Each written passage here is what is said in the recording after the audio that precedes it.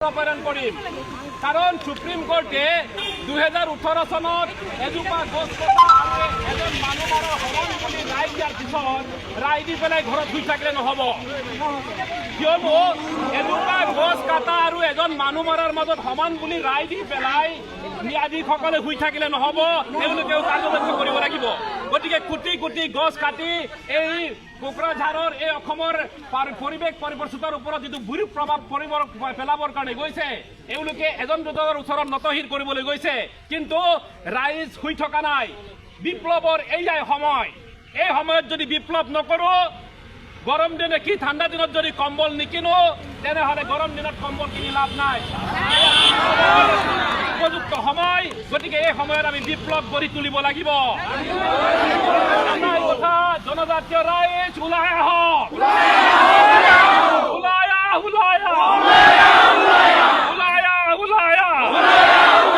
পুঁজিপতিৰ বিৰুদ্ধে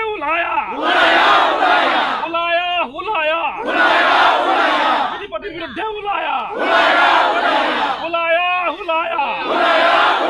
পুঁজিপতিৰ বিৰুদ্ধে নচলিব নচলিব নচলিব নচলিব নচলিব নচলিব নচলিব নচলিব প্ৰলোভনৰ ৰাজনীতি নচলিব প্ৰলোভনৰ ৰাজনীতি নচলিব প্ৰলোভনৰ ৰাজনীতি নচলিব প্ৰলোভনৰ ৰাজনীতি নচলিব প্ৰমোদ বড়ো গো বেক ক্ষয় ক্ষতি হ'ব মানুহৰ স্বাস্থ্যৰ ওপৰত বিপদ আহিব ইয়াত জীৱন জীৱিকাৰ ওপৰত আমাৰ বহুত ভয়ানক এটা কি বিপদে দেখা দিব মাত্ৰ কৈছে কিছুমান মানুহে গোটেই অসমত কি প্ৰভাৱ পেলাই আছে 1 লাখ মানুহে চাকৰি পাব বুলি অসমত এনেকুৱা এটা ইণ্ডাষ্ট্ৰী এনেকুৱা এটা উদ্যোগৰ নাম কওক য'ত 1 লাখ কৰ্মচাৰী আছে আজি যন্ত্ৰৰ যুগত এই প্ৰমোদ বড়োৱে প্ৰায় 200 মানুহক চাকৰি দিব পাৰিব তাকো কি চাকৰি দিব পাৰিব জানুৱাৰীত দিব পাৰিব তাতকৈ চাকৰি দিব নোৱাৰে প্ৰমোদ বড়ো গতিকে এই জনজাতীয় মানুহবিলাকক প্ৰলোভন দিয়াটো বন্ধ কৰক প্ৰলোভন দিয়া বন্ধ কৰক প্ৰলোভন দিয়া বন্ধ কৰক প্ৰলোভন দিয়া বন্ধ কৰক এওঁলোকে 1 লাখ মানুহক চাকৰি দিম বুলি প্ৰলোভন দিয়াতকৈ ভোটাৰৰ সাংবিধানিক অৰ্থনৈতিক অধিকাৰ ভোটাৰশ্বিপ দিয়াৰ সাহস গোটাওক তেওঁলোকৰ যদি দম আছে তেনেহ'লে কেন্দ্ৰ চৰকাৰলৈ প্ৰেৰণ কৰক যে ভোটাৰৰ অৰ্থনৈতিক সাংবিধানিক অধিকাৰ প্ৰতি মাহে 11,900 টকা দিয়াৰ সাহস গোটাওক ৰাজনীতি নচলিব